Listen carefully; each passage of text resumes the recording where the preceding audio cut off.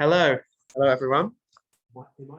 Sorry, I don't know. I said my protest, my attempt for to try and get more people in person is we'll see what happened. Michael's in, Harry can't come and Danny can't come. David, Darren, Yitz, how are you doing? Thanks for pleasing the masses. Anyone, I'd love to see your faces if you're able, or that's not. If you're in surgery, Darren, then no, thank you. But my bandwidth isn't so good, so when it complains of low resources, I'll go back to the picture. Okay, I understand. How many have you got? How many have you got in person? We're not doing so well this week. I believe I'm with 20 people here. What are you talking about? Yeah. So we have. I think I'm in competition with Professor Inbar. So I have a feeling that I'm in competition with Professor Inbar. In terms of what page we're on, so we left these up a while ago. I think we're on page 163. Yeah. Which is that we were discussing different kavanot, different types of kavana when it comes to Kriyat Shema. So I think we're going to pick up on page 163. And last time, I mean, this was going back 3 weeks, so I'm sorry it's been so long. But last time we discussed kavanah letzet, right? The kavanah one has to fulfill one's obligation, which applies to every mitzvah, basically. The larger, broader question of mitzvot tzrichot kavanah. Do mitzvot require special intent to fulfill the obligation? We discussed that, the machlokes the Gemara there between Rava and Rabbi Zera regarding mitzvot tzrichot kavanah. You're supposed to have intent to fulfill the mitzvah. Today we're going to talk about a different type of kavanah, namely not kavanah litzet, kavanah to fulfill one's obligation, but rather kavanah for the words, for the meaning. Kavanah meaning intent. So, okay, I hear that people are saying they can't have their cameras on. Okay, so next week, if you come in person, you won't have to have your cameras on. So I'm still going to aspire for more in-person people. And I hope next week there'll be less clashes. But the answer to the question is a few people are away. Sorry? Next week it won't be. Okay, very good. I'm not sure we're going to have next week then. What's the Yom Tov? Well, Yom Tov's at 6 o'clock, so we can discuss. We can talk about it later in the week. We'll see. That will probably be Zoom only if we did, I imagine. Motzi Yom Tov. Okay. Okay. All right. So today we're going to talk about a different type of kavanah. Right. Also, because Michael's away, a few people are there's Danny's having some Professor Inbar, I think. Yeah, it's there. I'll just point at the thing. So very good. Okay. So the kavanah we're going to talk about today is, we'll turn off, is kavanah just for having intent for the mitzvot itself. So let's take it away. Excellent. More people in person. I said my pleas for Zoom backfired, but a few people have prior commitment tonight anyway. So Professor Inbar, I believe. Okay, so you're in person. Okay, so we've got time. Okay. So we're on page 163, source 1. We're talking about a different type of kavanah, not kavanah to fulfill the obligation, but a kavanah to just to have intent for the words. So in source 1 on page 163, the Gemara in Brachot says, Tana Rabbanan, the rabbis taught us, it says hadvarim, right? Al levavacha. Or al levavecha. What does that mean? It has to be on your heart. Says the Gemara there in source 1. Lacha yachol tehei kol parashat tzricha kavanah. You might in the entire paragraph of Shema, means the entire parasha, or at least the first paragraph, all requires kavanah. Talmud Lama, therefore the Torah teaches us ha'ele. V'hayu hadvarim ha'ele, these words. Ad kan tzricha kavanah. Up to this point in the paragraph, up to the words hadvarim ha'ele requires kavanah. We come ve'elach thereon, words eina tzricha kavanah. You do not require kavanah. Divrei Rabbi Eliezer. So Rabbi Eliezer says that you require this special kavanah, not kavanah to fulfill the obligation of Shema, but kavanah as if to follow the meaning of the words, only up to the words v'hayu hadvarim ha'ele. That's what Rabbi Eliezer held. Rabbi Akiva disagreed. Amale Rabbi Akiva. Rabbi Akiva said to him, Harehu Omer. But surely it says, Asher anuchi mitzavacha hayom al levavecha, that which I command you on this day, which implies the entire parasha which commands on that day, right? Not just these words. From here you learn, says Rabbi Akiva, Shekola parasha kula tzricha kavanah. The entire first paragraph of Shema requires kavanah. So there, Rabbi Bar Bachana quoting Rabbi Yochanan follows the ruling of Rabbi Akiva that you need to have kavana fulfill them, understanding the meaning of the entire first paragraph of Shema. However, the Gemara continues there and brings a more lenient opinion, and that takes us over the page into source 2. Later on, the Gemara says, Tan Rabbanan in source 2, our rabbis taught us, Shema Yisrael Hashem Elokeinu Hashem Echad. Ad kan stricha kavanat halev. Until here, you need kavanah of the heart, the Rabbi Meir. Amarava, Rava says, halacha Rabbi Meir, the halacha follows Rabbi Meir. In other words, just the pasuk, Shema Yisrael Hashem Elokeinu Hashem Echad, requires kavanah of the heart. And what does that mean? What kavanah are we referring to? Exactly. Are we referring to understanding each and every word? So we're not referring to kavanah as in mitzvot tzrichot kavanah. Kavanah, I'm now doing a mitzvah d'oraita. That was the first case. That you need before you do it for the whole mitzvah. Now we're talking about a different kavanah, a more nuanced kavanah, which seems to be doing with the meaning of what you're doing itself. And that is really a machloket, which we're going to see now between the Ra'ah versus the Rashba.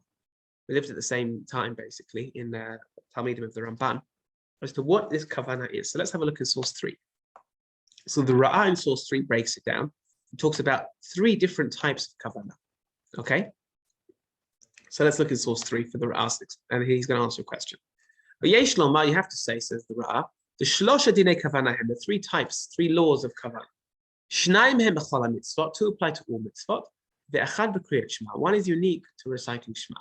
Ha'echad, the first type, says the Ra'ah, is Kavana shelo yehei mitasek. A person should not be what we call in halachic terms misasek. Literally means to be busy, to busy oneself. In other words, you shouldn't be doing something without thinking or whilst doing something else.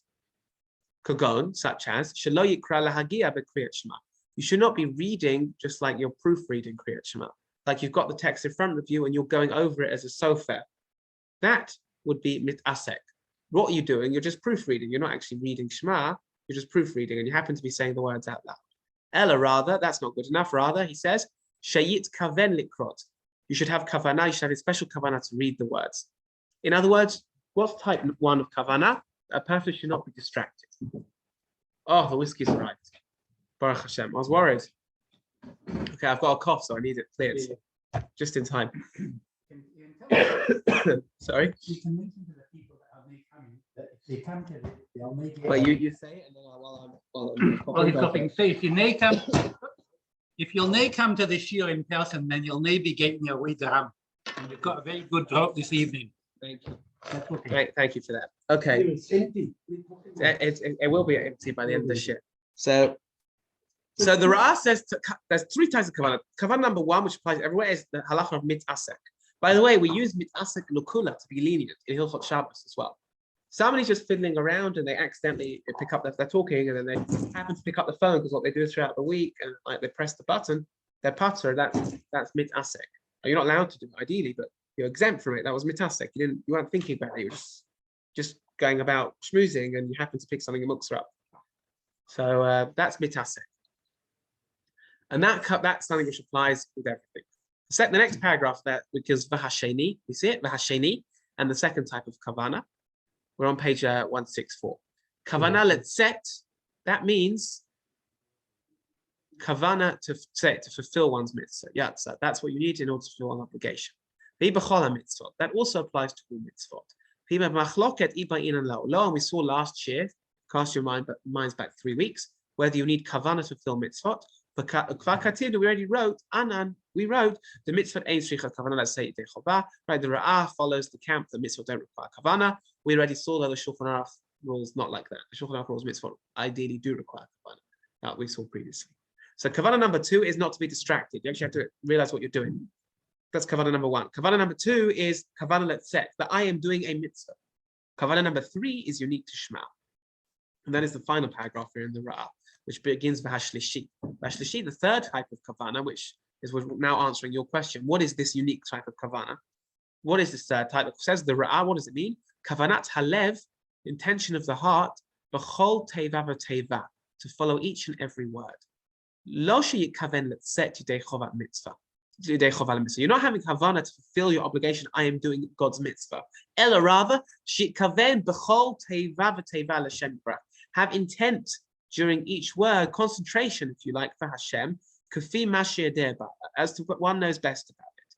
For al kavanazo, that's the machloket we just saw in the Gemara as to whether there has to be the entire first parasha, the first half of the first parasha, or merely the first pasuk. And the halacha rules that we've got to that we have that kavana in the first verse. So what does the Ra'ah say? What is this special kavana? It's to concentrate on each and every word. Shema. What does Shema mean? What does Yisrael mean? What does Hashem mean? What does Elokeinu mean? Hashem and Echad. That's what the Ra'ah understands to me. This extra kavana which is required in Kriyat Shema in the first pasuk is a kavana to understand and concentrate on each word. The Rashba, if we go over the page, understands it differently. He says this doesn't mean this new kavana, which is unique to Kriyat Shema, does not mean kavana to follow every word and what it merely means, but simply to understand the general overarching principle of what we call Kabbalat al Malchut Shemayim, right? Accepting the yoke of heavenly kingship. And that's what we're going to see inside, in source 4. So this is a contemporary of the Ra'ah. They both basically lived at the same time. And they also had a mutual student called the Ritva. Talmud of the Ra'ah, a little bit of the Rashba as well. So let's look at source 4. So the Rashba says as follows: Kan sarich kavat ha'inyan. So one here must, when it comes to the first pasuk of Shema, one must have kavanah of the inyan, of the concept, what's going on. Klomar, that means shelo yaharher b'dvarim acherim. You shouldn't be thinking about other matters. Kadei sheyikabel alav malchut shemayim haskamat halev. Because you need to accept upon yourself the yoke of heavenly kingship with an agreeable heart, the agreement of the heart. Just like they said, just like they said regarding the understanding of the first bracha of Amida, right? The end of Perek Einot, the 5th Perek of Brachot. Vahatam, and the reason is, second paragraph in source 4. Says the Rashba, what's the reason? With other positive commandments,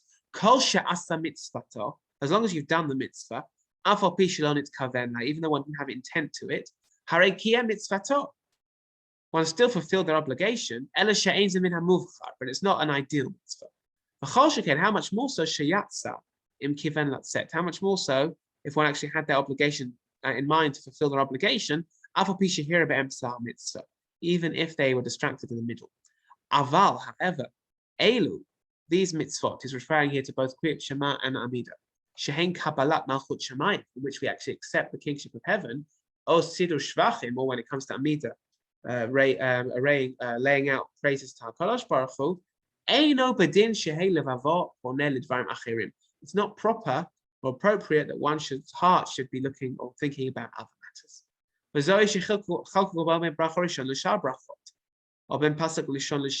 is the distinction that they made that we saw in the first source between the first pasuk and all other pasukim. That what? That you've got to have in mind, I am now being Makabal al Malchut Shemayim. Right? In contrast to the Ra'ah, what did the Ra'ah say? The Ra'ah had said the mitzvah is the unique, in addition to kavanah that sets, kavanah to fulfill one's obligation, you've got to have kavanah for each word. Rashba understands differently. The uniqueness of Shema is in addition to the kavanah mitzvah that set, you've got to have kavanah that right now I am accepting the yoke of God. That's how he understands it. Not as Ra'ah saw it as literally word by word, but rather as the general overarching theme of I am now being Makabal al Malchut Shemayim. That is what's unique about Shema. What's the practical difference between the two? You can't do both at one time. You can't have two thoughts parallel. There's some patience to it. Most people don't have. Most people cannot have two concordant thoughts at the one time. So it seems to me that the Rashba is more practical, and he's saying before you say the Shema, you are going to say the Shema with the intention of serving Hashem, and then the other opinion being that when you are saying words, you are focusing on those words. So they're both, I can understand both. It's not one or the other. Right. So we're actually going to see the Mishnah Berurah sort of blends the two together, which we'll see in a moment. Just said that with the Rashba, you can think of the concept of accepting Malchut Shemayim before you start. Correct, yes. And then you can focus on each word and find Yeah, but you put them both together. You've already done the first, the Yeah, sequential. but according to the Rashba, you've got to have that kavanah for the whole duration of the first possible. So, and this is what makes this different from other mitzvot. Other mitzvot, you had a kavanah before doing the mitzvah, not actually as you are doing the mitzvah. So we're going to see exactly when it comes to Ra'ah versus Rashba what it is that it's really supposed to do. The Ra'ah talks about word by word, and the Rashba talks about the theme of I'm accepting the yoke of God, basically. So let's go over the let's go over the page and see the Shulchan Aruch. So first things first, the Shulchan Aruch rules, like the final opinion in the Gemara, which was brought later, which was that of Rebbe Meir, I believe. Is that right? 1 second. So it takes me long to skip back. Yes, Rebbe Meir, who'd said it in source 2, that it's the first pasuk that you have to have kavanah on. So let's see in source 5 that the Shulchan Aruch rules like Rebbe Meir. It's the first pasuk that requires the special intention rather than the first parsha. Source 5 says in Shulchan Aruch, HaKoreh et Shema, one who's reading Shema, v'lo kiven libo b'pasuk rishon, Shema Yisrael, did not have kavanah in the first pasuk, Shema Yisrael, lo yatzei dei chavoto, one has not fulfilled their obligation. V'sha'ar, and regarding the rest of Shema, im lo kiven libo, if one didn't have kavanah, afilu haya koreh b'torah, even if one was just reading basically the relevant paragraphs in the Torah, or magia ha-parshiot ha'elu, always literally checking, looking over these parashiot. But not create Shema at the time of create Shema. Nonetheless, Yatsa one has fulfilled their obligation. On condition they've actually had kavanah in the first pasuk. So he rules like Rabbi Meir, the third opinion we saw in the Gemara, that this unique kavanah applies to the first pasuk of them. The Mishnah Berurah now sort of mixes the Ra'ah and the Rashbas together as to what this kavanah is. So let's just see the Mishnah Berurah's words inside in source 6. He says, what is the special kavanah you're going to have in the first pasuk? In source 6 says the Mishnah Berurah, kavanah zo, this kavanah, hulihitbanen is to pay attention, suma libo, and to place on one's heart, mashu omer, what it is that he's saying. L'kach hulihikuva, rak b'pasuk harishon. And that's why it's what we call ma'at l'ikuva, it's ma'akev. It prevents one from fulfilling the mitzvah if they don't do it, only in the first pasuk. Why? Sheyesh bo ikar karbalat al malchut shemayim, because it has the accepting of the yoke of God and his oneness. So here he mixes the two together, you see, because he talks about what's unique about it, and to concentrate, and take note and take to heart what one is actually saying, right? Which is to apply word for word. But what's the reason it's in the first pasuk, says the Mishnah Berurah? Because the first pasuk is the ultimate pasuk of Kabbalat al Malchut Shemayim. The machloket, and I'll go on a bit of a tangent because I can, I suppose. My prerogative, right? So there's machloket in the Gemara and Rosh Hashanah as to, we have on Rosh Hashanah we have Malchiot, Zichronot, and Shofrot, right? The different brachot and psukim that we say on Rosh Hashanah. So machloket, whether the pasuk of Shema Yisrael Hashem Elokeinu Hashem Echad qualifies as a pasuk of Malchiot. What's the issue? It doesn't have the word Melech. So we rule that it is, and we say it as the 10th pasuk of Malchiot on Rosh Hashanah. Shema Yisrael Hashem Elokeinu Hashem Echad. Like thinking about how many people have died with that pasuk on their lips and stuff, it's perhaps the ultimate, I think everyone would agree nowadays, with all due respect, it is the ultimate pasuk of Kabbalat al Malchut Shemayim. Everything that this pasuk is unique in everything that it represents. And I think that's what the Mishnah Berurah is saying here, that you have to have kavanah word by word. That's going towards the direction of the Ra'ah, right? But why? Because he deals with the fact that pasuk is so unique because of everything it represents. In other words, if you have kavanah with the words Hashem Yisrael, Hashem Elokeinu, Hashem Echad, then of course you're having intent to be makabel al Malchut Shemayim. That's literally what the words mean. It's what the pasuk represents. If you take the Ra'ah like really literally, yeah, and you do it word by word, then you miss it.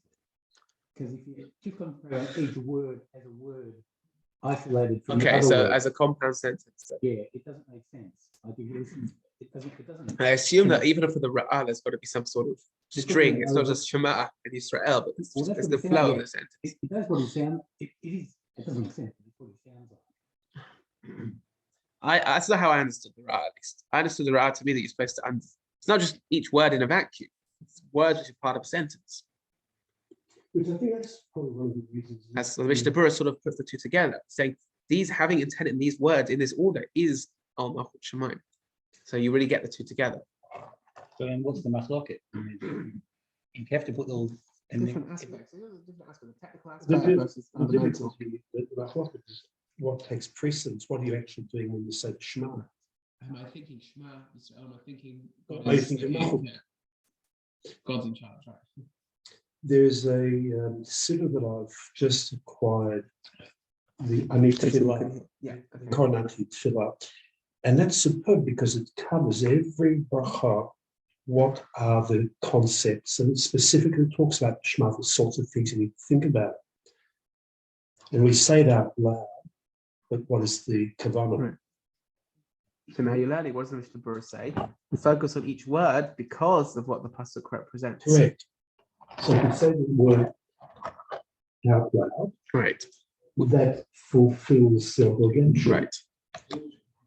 The Mishnah Berurah seems to imply more in the direction of the Rashba, though, in source 7. That's what they allude to here. If we look at source 7, the Mishnah Berurah slightly later on says in source 7, Afilu im kodem shehitchil likrot. Even before one reads Shema, nitkavel lekayem ba'kriya hamitzvah aseh lekriyat Shema. One had in mind to fulfill in this reading the mitzvah of reciting Shema. Mikol makom, nonetheless, kol shebe'emtza, as long as in the middle, pana libo, one distracted oneself with other matters. Hare lo kibel alav malchut shemaim paskamat halev. Even if you had kavanah initially, says the Mishnah Berurah, if you distract yourself in the middle, that demonstrates you have not been makabel on yourself malchut shemaim, right? But the distraction in the middle shows that you've not done it. You've not done it properly.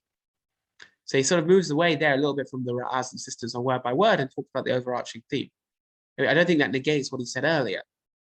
Talk about requiring each word because of what it represents. But he says if you're distracted, you've clearly not achieved that which the Rashba has required of us. That's what he alludes at there. They bring here in Rav Yitzchak Yosef as well in source 8, who similarly talks about the idea of the overarching theme of Kabbalah Al Malchut Shemaim as perhaps the primary point of doing all of this. If we look in source 8, it says the Yalkut Yosef, Kshekorek Kriyat Shema, when a person reads Shema, Tzarech lechaven, one has to have intent, Shemakabel olav al malchut shemaim, accepting upon themselves the yoke of the kingship of heaven. Zo hakavanah hama'akevet. That's the kavanah, which is what we said ma'akev. It's prevented. It prevents one from filling the mitzvah if you don't have it. If one's mind or heart is distracted in the middle of reciting Shema, and thought about other things, lo yatsa, one has not fulfilled their obligation. Shaharei lo kibel alav al malchut shemaim. Lechadchila, and ideally, nachot shechaven gam perish hamidim. Should also ideally have a kavanah for the words. See what the Yalkut Yosef does there? He puts both the Rashba and the Ra'ah together. But he says that the Rashba is what's ma'akev, and the Ra'ah is like an additional one. In other words, he basically fundamentally goes like the Rashba. The overarching principle of Kabbalah Al Malchut Shemaim is primary, and also you should have kavanah to the words. So the Yalkut Yosef has given more credence to the overarching theme of Kabbalah Al Malchut Shemaim over the words. That's what when I was taught to say it loudly enough that you hear it, because if you are speaking out loud, it's very hard to be distracted by internal thoughts. So are you saying more like the Ra'ah or like the Rashba? That's both. Right. So They really do true. come together though. I mean, although the Rav Yitzchak Yosef and the Yalkut Yosef sort of splits them, one's only lechatchila and the other one is even b'di'eved. Nonetheless, they really, one is like the practical way of doing it, and the other one is the theme of what you're doing. I would say that one leads to the other. If you say it to yourself under your breath, your thoughts can intrude. But if you're saying it out loud, Right. So we're going to see in a minute that's why Shulchan Aruch brings the need to sort of recite it with extra loud. If you distract them, Right. let's say to ADHD, you have to work out who's got ADHD and whatnot. So let's right. Shlomo Zalman Auerbach here says something fascinating. Remember, I spoke about mitasek before, right? Which is a lowest category of lack of kavanah, right? But not only that one does not have kavanah, not only that one does not have kavanah just to fulfill the mitzvah, but one is actually mitasek. They're not really intending, they're not really with us at all, even in the physical sense, not just in the halachic sense. They're distracted and doing something sort of absent-minded. That's what we call mitasek. So he talks about the seriousness of somebody who is mitasek, doesn't really realize what they're doing and is basically distracted by other things. So let's see that. This is Shlomo Zalman Auerbach here in the Minchat Shlomo, it's source 9. He says, first tshuva of his. Bahada mitzvah tzricha kavana, that which mitzvah require kavana, muvuar, it's clarified, it's explained. Desagi, it's sufficient. It's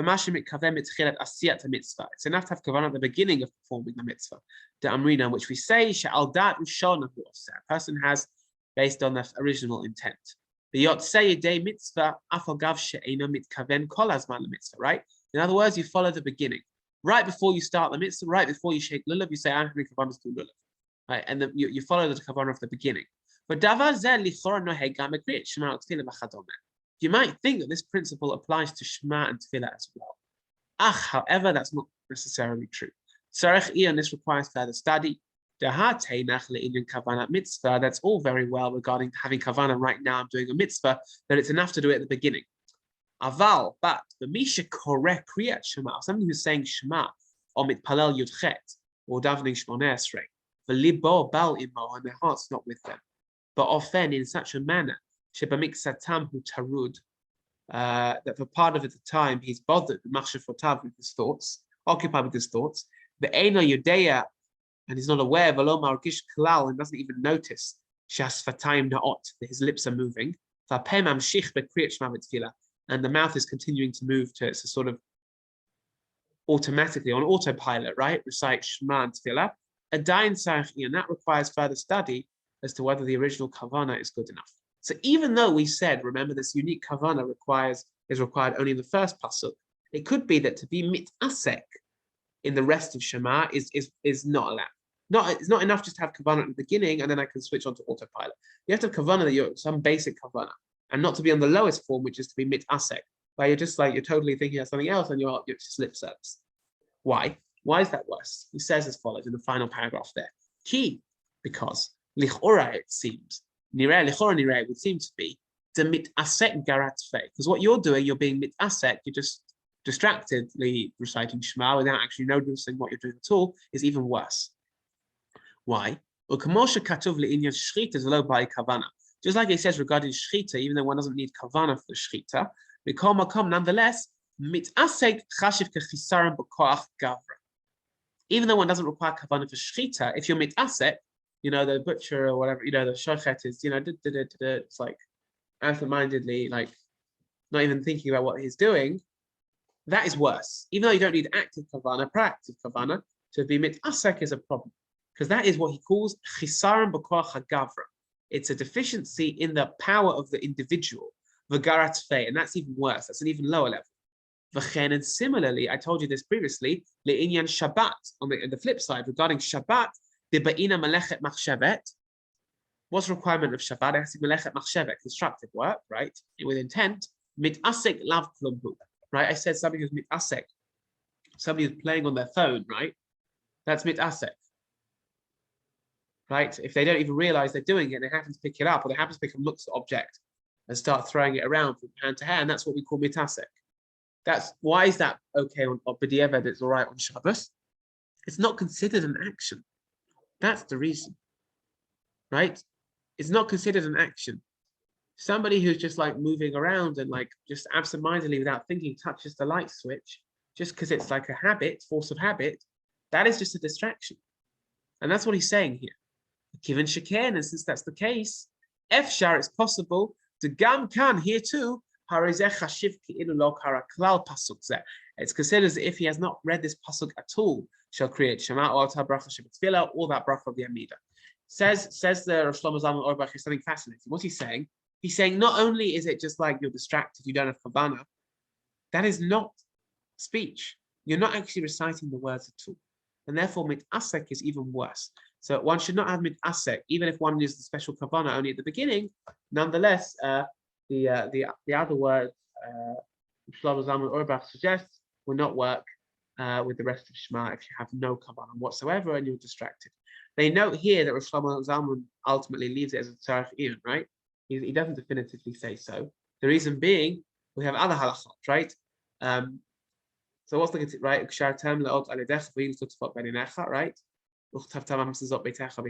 very similar pasuk in the second paragraph, right? It's happened to all of us, I'm sure, at some point. You get to ukshartem, and then you just go, am I in ukshartam in the first paragraph, or am I in ukshartem in the second paragraph? Which paragraph am I in? What? That's what you've got to follow, right? But if somebody doesn't know, what's the halacha? If you don't know which paragraph you're in, so you allow yourself to rattle off the rest and see if you know where to pick up. Otherwise, you have to go back to the earlier one. What does that mean, though? So Shlomo Zalman Auerbach says that shows you that even absent-mindedly rattling off, they don't make you go back to the beginning. If you can rely on where your mind goes, that's enough. So that's why he leaves it with the Tzarech Iyun. He doesn't definitively come down and say what he says. But nonetheless, that's good musa. The idea that mit asek, our actions of mit asek, might not even be considered an action at all. So even though you don't require the special elevated status other than the first pasuk of Shema, nonetheless you do in the rest require some sort of basic realization of what it is that you're doing. So that's very important. You don't get a carte blanche to do what you want once you've recited the first pasuk. You still have to have some basic level of kavanah or I call it awareness, even more than kavanah, awareness of the rest of Kriyat Shema as well. So some of the milas, the advantages of the first pasuk. So we already saw what happens if you don't have kavanah. Not having proper kavanah in the first pasuk, what do? Say it again, right? Source 10 says the Shulchan Aruch here. Source 10. Ikra kavanah b'pasuk rishon. The main kavanah is in the first pasuk. Hilkach therefore. Im karavalo kiven libo b'pasuk rishon. On read without kavanah in the first verse. Lo yatzei de chava has not fulfilled the obligation. V'choze v'koreh and must reread.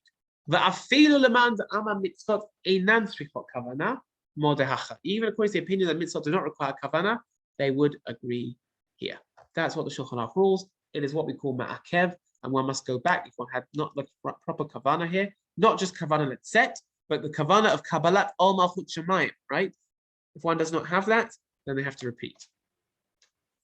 Rabbi Darren here. Does that mean we can just say that anytime to tick that box that we've done? Like we get up instead of saying Modani, then we can do Shema Yisrael, have the yoke of heaven and then so that we can rely on that, so we don't have to concentrate during Shacharis, or no, unfortunately not, because you require 3 paragraphs. I mean, Pascal, you need all 3 paragraphs of Shema, and this is a din in the mitzvah of Kriyat Shema. This is not a separate din of Kabbalah Ol Malchut Shemayim. It's inherent in the mitzvah of Kriyat Shema that you have to have Kabbalah Ol Malchut Shemayim, and therefore it's not enough to recite the first pasuk. Similar question: what about B'diavad, right? What if afterwards I realize I hadn't had kavanah? You can't just go back and recite the first pasuk. You have to recite from the beginning again. You have to recite all 3 paragraphs. So it's not enough just to recite the first pasuk on its own and then say it doesn't matter if I don't have kavanah later. You would have had to recite all 3 paragraphs in order for it to be considered your mitzvah of Kriyat Shema. Okay, I hope that. Yeah, that's okay. Okay. So what about the Mishnah Berurah here? So he discusses a few of these points about the ma'akev status of Kabbalah Ol Malchut Shemayim. So in source 11, says the Mishnah Berurah, firstly in Yud Gimel lo yatsa. Afilu im kodem she'itchil likrot nikaven lekayim bal kriya. Says the Mishnah Berurah in source 11, even if before starting you had kavanah to fulfill with the kriya, a mitzvah aseh Kriyat Shema, that the positive command of Kriyat Shema, become nonetheless. Kol shebe'emtza pana libo l'dvarim acherim. If in the middle you distracted yourself, hari lo kibel olav Ol Malchut Shemayim b'haskam tzadef. You've not done your duty of accepting the yoke of heaven. You cannot be distracted in the first pasuk. This is very important here. This is a Shulchan Aruch, right? In Aruch Chaim? Yes, so he says here. Are you reading in source 11? Source 11. Yes, the Mishnah Berurah. Yeah, okay. Likrot, read. Right. So he's suggesting that you should read rather than say Osibay. Oh. You're assuming likrot means to read from a text. Am I right? Yeah, that's what I think. I don't know. I mean, it's interesting, Diok, that I wonder if everyone would agree that Kriya means to read from a text. What do you think, gentlemen? Is that a good Diok? I don't know. Could be. There's also a slightly different thing that you're not meant to say try to declare the whole pit.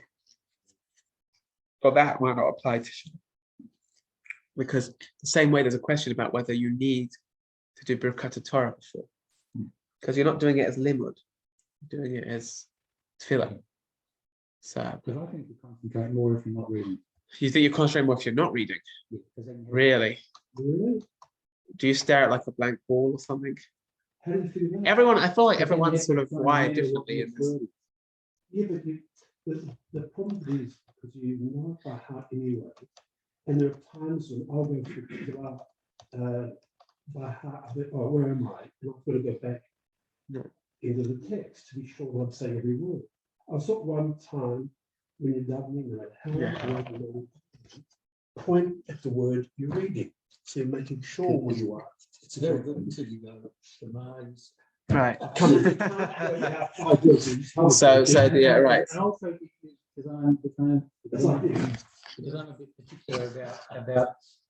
I'm a bit particular about pronunciation and the shvanas and the shvanach. So you have to have some reasonable concentration in order to. So you'll learn like my share on what's this about, right? Don't look to see, not giving shit. Okay. 9 o'clock. Okay. Unlocking this Aramaic medieval period. Okay. So you're like the philosopher. So I'm surprised that in the guidelines, you don't hear people say, read out of secret. Don't do it out of your head. I think it's because perhaps not everyone's wired the same way, I think, and what works as concentration for some might not be exactly the same for others. But it's an interesting point you make. We're all at age. Well, listen, you heard testimony from the gentleman sitting next to you that he has more concentration without. So that just shows you that there's a certain diversity to it. Oh, I see. That's a specialist, a specialist GP, a special GP. That's that. Okay. Right. So let's see over the page here in your Dalet. So the top of page 169.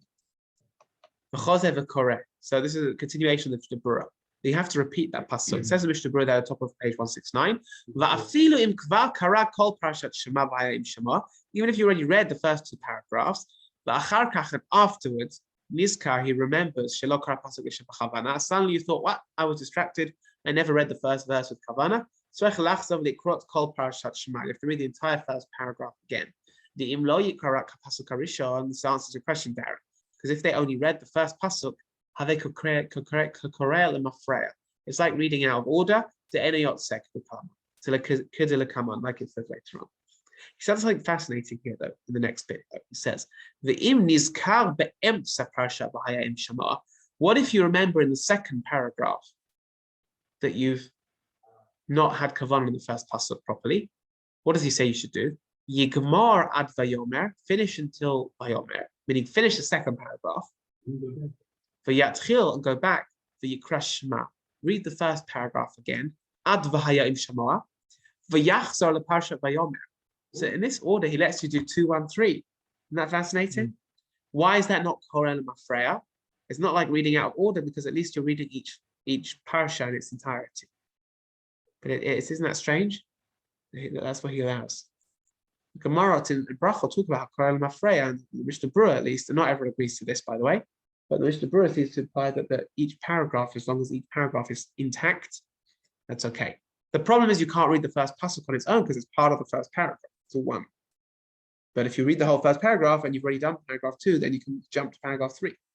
His words, not mine. But it's a bit of a strange one. Modahach, he says everyone agrees here that you need kavanah in the first pasuk. He says, even though one does not have intention to fulfill the mitzvah through the special kavanah of the first pasuk, al kol panim, nonetheless, sarich kavanat halev b'chol pasuk rishon. You have to have kavanah of the heart throughout the entire first verse. Kadei shekabel alav al malchut shemayim. Again, he's emphasizing the Rashba's kabbalat al malchut shemayim as the importance of the first pasuk. Okay. So what happens? That can you make up for your kavanah? So the Tzitz Eliezer here of Waldenberg says no. If you don't have kavanah in the first verse, you've lost it. You can't make up for it later. There's no tashlumin to make up for it in later later on in Shema. And Tzitz Eliezer talks about this here in source 12. He says, Rambam Messiah that which the Rambam concludes with the words, on condition one has kavana in the first verse. What this the Rambam also Shulchan Aruch brings it. This clause. Why does the Rambam have to say twice, and the Shulchan Aruch in his wake, which we saw earlier, right? On condition that he has kavana in the first verse. Why does he say this twice? The answer is third line. If you did not have kavana in the first pasuk, you don't fulfill your obligation. Nearly lomar, it seems to me to say, says the Tzitz Eliezer, the mishum hachi, that because of this, chazar v'kafal zot b'sof halacha. The reason that he has to repeat it twice is why? Mishum de bereish halacha mashmi einu hadin shel etzem siat chova shel pasuk rishon im lo kiven libobo. The first time was to teach us the actual existence of the halacha, that in order to fulfill one's obligation, you've got to have kavana. So why does he repeat it at the end? So he says v'kan, and here b'sof halacha, at the end of the halacha, he repeats it again. If you don't have kavana, you don't fulfill your obligation. La'ashmi enu, this is to teach us, says Tzitz Eliezer, al kol parashiyot, regarding all the paragraphs. Meaning what? Shezesh sha'ar psukei parashat Yosei Chovah, the fact that with the other psukim of the other chapters, the other portions, you fulfill your obligation. Af im lo kiven libobahem, even if you don't have kavana with them. Hu dafka kasher aval mihat kiven libob pasuk rishon. That which b'di'eved you don't need kavana the rest of the parashas is only on condition that you had it in the first pasuk. Azai lo ma'akev im lo kiven b'shar. Then it's not ma'akev if you didn't have it in the first one. Aval, but in the bold there. Aval, however, im lo kiven libob pasuk rishon. If you did not have kavana in the first verse, azai lo yatsa, that you don't fulfill your obligation whatsoever. Af yidei chovat kol parashiyot, of any of the parashiyot, b'kivan shelo kiven karoi b'hatchala, because you did not have kavana at the beginning. But tzarich lachzon, you have to go back. Lo rak al pasuk rishon levan, not only on the first pasuk, kim al kol parashiyot. And in this way, he disagrees with what we saw in Mishnah Berurah earlier. He says if you didn't have kavana, you can't do 2, 1, 3. You have to repeat the whole thing, because the lack of kavana in the first pasuk impacts everything you say afterwards. And it has to be replenished or fixed. Again, in order, right? And he continues over the page there of 170. For Tam Hadavar, the reason for this is Yesh Lamar, you can say it is Mishum Dahad lo Yatsa, because one who reads out of orders does not fulfill their obligation. Did he eat a Rosh Hashanah like this Rosh Hashanah of a Rambam? And therefore, Tzarich Lachzor Ahakol Keseder. You must repeat everything in order. So he says a lack of kavana in pasuk 1 impacts everything that comes afterwards, essentially. This is why I wait for you. So rushing. No, this is why I'm jumping ship. I've jumped ship from the 7 a.m. minutes and got back because you wait for me. 7:20 tomorrow. That's the plan. There's not much enough coming at 20 minutes, 7:20. But okay, all right. So that's regarding that. Okay, that you need the kavana, and the first pasuk's kavana conveys a certain sort of mood or mindset for the person for all of the parashiyot to come. Such is the uniqueness of the kavana of the first pasuk. Okay, there's another halacha which is unique to the first pasuk, which is you're not supposed to move around in the first verse. So Shulchan Aruch source 13 says, Hayam mahalech b'derech, the person was going on the way, and wanted to read Kriyat Shema, sarich la'amod b'pasuk rishon. They need to stand, meaning stand still, stop moving for the first verse. So even if one's walking, they have to stop for the first pasuk. Again, a person can't really achieve Kabbalah al Machot Shamayim if they're walking around in the first pasuk. And therefore, one who is walking would have to stop at least for the first pasuk. You see it, especially like in Israel. I don't know about it's like Israeli yeshiva boys. If they're more like, I don't know if they're more ADD, which is part of the culture. But you see, I know I was English. I grew up proper. Then I made Aliyah. Then you get to yeshiva, and then you have these boys walking around the heads of yeshiva like in tefillah, just like walking up and down, and that's how they concentrate, right? They're like Peter. They can't just read from a sidra. They have to. They keep. You don't walk around, but they have to keep moving. So that's how they concentrate. So you have to stop, says the Shulchan Aruch, and not walk around for the first pasuk of Kriyat Shema, because that mandates a certain amount of concentration. Mishnah Berurah says, but though it's okay. Let's see in source 14. A person walking, says the Mishnah Berurah, source 14. Even though as if Aleph it implied that, strictly speaking, one could it would be okay to recite Shema whilst walking. Nonetheless, mitzvah min hamuvchar is the ideal mitzvah. La'amod, to stand still, b'shat pasuk rishon, at the time you recite the first pasuk. Behu ikar kriyat shema, because that's the main part of kriyat shema. Lefi she'einam v'yushav kol kach, because one is not so settled when they're walking. The eino yachol lechaven shehu mahalech, and they can't have proper kavanah when they're walking. Kasher hayat yoshev, as much as they do when one sits. But b'di'eved post facto im karak shemahalech. If one did read Shema when they were walking, eino tzarich lachzor nikrot, one does not need to go back and read it again.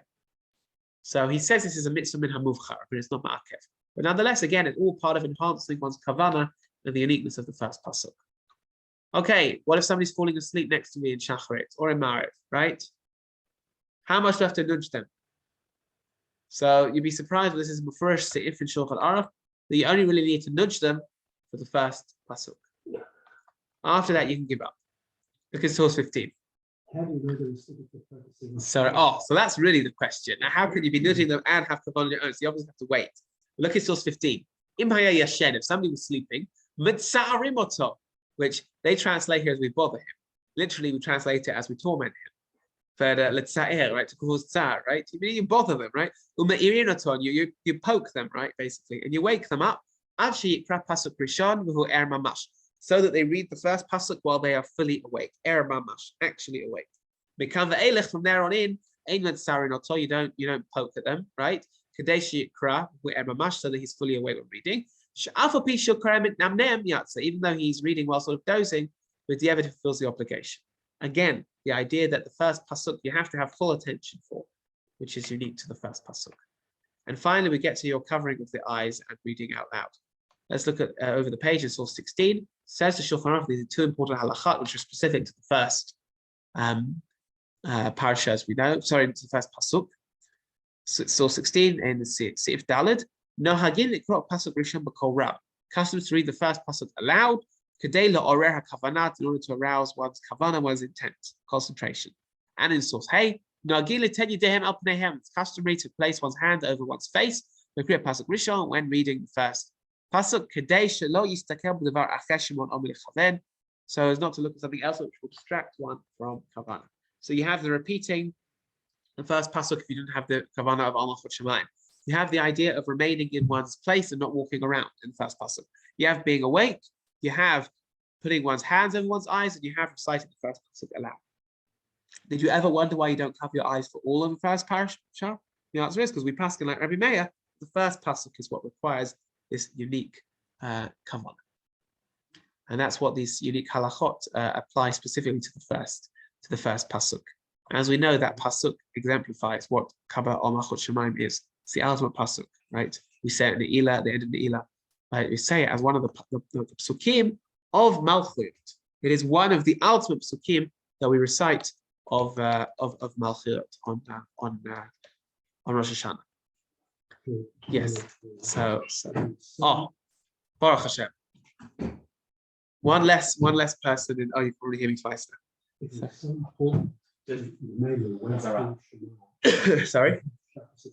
Hazara, welcome back. Okay, see, we're finally overruled. We have more people in the room than on Zoom. That's what I wanted. As long as I have more people in the room than on Zoom, we're doing well. So, okay, excellent. And yeah, Darren needs some juice to keep him going through Maariv. Okay. Pour the doc a drink. That's 3 doctors here. 4. You're also a doctor. Okay. Okay. What about this whole echad? We're not going to fully do it justice now. So what's the halacha regarding echad before we look into sources? You've got to make it ahad, not ahad. That's true. But the Gemara uses a specific lashon, specific term, that you have to laha'arich, you have to elongate the echad. And this is where it proves that the Teman is the correct pronunciation. It's not even the Teman, it's just that we lost that sound part of it. Now, how do you elongate a dalad? Yeah. Echad, So Baruch Hashem, Johnny Brule's bachelor's is in Hebrew language, so I'm here to help out a little bit with this. Yeah, you can't. You notice that you sometimes have a daled with a dagesh and a daled without a dagesh, right? Beged kefet. The rules. So the daled that we pronounce the same way that we don't distinguish between gimel with a dagesh and gimel without a dagesh. Nowadays we also don't distinguish between daled with a dagesh, daled without. And we all, but whereas we do with bet and kaf and chaf and pei and fei. But at a certain point, really it seems that they were really separate. The same way that you have bet versus vet. So you had daled versus valid. The, not th. Th is thaf, like Sabbath, Shabbat. But val. In Aramaic, in Arabic, they have a val. It's like a daled with a dot. So see now, the academic side of it's coming out, not the from side. Okay, it comes out. My academic side, it will come out a little bit on the Leil Shavuot, but also the from side. I hope it is. It's like a difference between a kuf and a fa. So in Arabic, they pronounce different. But it's not even. It's quiet, but it's not even that. It's that daled. So it was really the. So really, it would be echad. You could elongate. A hard daled, but we will pronounce all our daleds that way. You can't really elongate. Presumably at the times of the Gemara, they were talking about the daled. So you can elongate. So it would have been echad. Nowadays you have this. So the best thing you could do is you could make a really strong daled. So you can go echad, but you shouldn't be going echad because then you're saying echada. Then you're adding an aleph at the end, which is not a word. So.